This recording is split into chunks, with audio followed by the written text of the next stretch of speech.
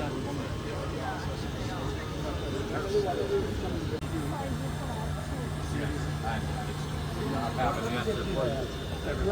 condensing that, right? We are condensing, yes. My name is Dr. Peter McGill. I've been a chemical engineer for more than 39 years, and I invented this product that you see here. It's called the Airzul. When I originally conceived of this invention, the whole purpose was not to make an incremental change in the energy consumption that's required to produce fresh water for drinking, irrigation, whatever other needs you might use fresh, pure water. This machine is the most energy efficient device that has been developed to date. We're about 10 times more efficient than competitive products that are out on the market. What we do in this device is use some advanced materials. They're called a desiccant, but they're molecular engineered to grab water molecules out of the air, and then we can extract those by pulling a vacuum on the system.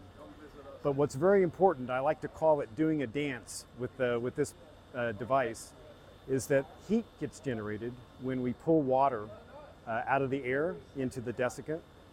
And this machine would get very warm if we didn't do anything about that.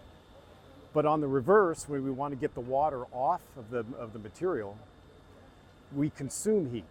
And if we did nothing about that, when we were regenerating these materials, it would freeze up like a block of ice, and we would get nothing out. So the dance I'm talking about is a balance, where the heat that gets generated when we pull the water out of the atmosphere, we transfer to the side of this device, the second chamber, that's regenerating. So everything stays about ambient temperature when we're running the device. So a machine about this size, depending on relative humidity, of course, can generate somewhere between 4 to 10 liters per hour.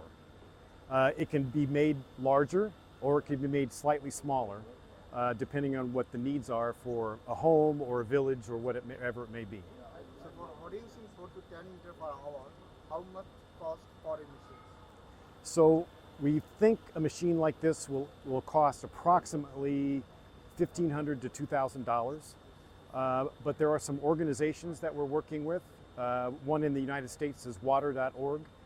Their whole purpose is to deploy advanced technologies like this that can produce water for water scarce regions, developing countries, and help us deploy those at very low cost to those areas of the world. So when you have invented I invented this approximately, it would have been 2018 or so, about 2018. So why this idea came to your mind? Because I had seen the competing technology where everybody was doing things the same way. They would use heat to try to regenerate these materials, and the heat degrades the materials. It's also very energy intensive. And I just asked the basic question, well, we're making heat naturally. When we pull the water out of the air, why don't we use it to support the heat that's required when we regenerate the materials? So that balance I'm talking about. So you are from which country? United States. United States. So the last question, if you touch the water from atmosphere, it will not die? Oh, no. You know, there's billions of tons of water in the atmosphere. We could never make even the tiniest dent in how much water is in the atmosphere with devices like this. But we can have a big impact on Bangladesh and provide fresh water for your population there. Great, thank you. Maybe $2,000 on that order. So is that is there any impact of humidity? That is true. If low humidity is less production, right? Yes. So